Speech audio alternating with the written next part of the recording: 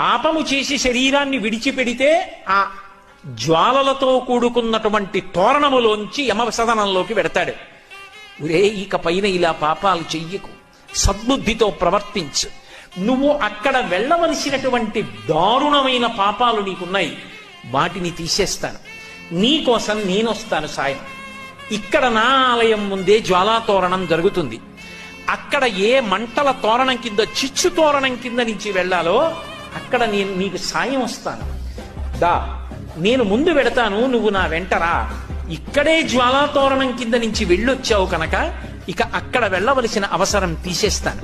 తీసేశాను కదా అని మళ్ళీ వచ్చే ఏడాది కూడా వద్దామని పాపాలు మొదలుపెట్టను.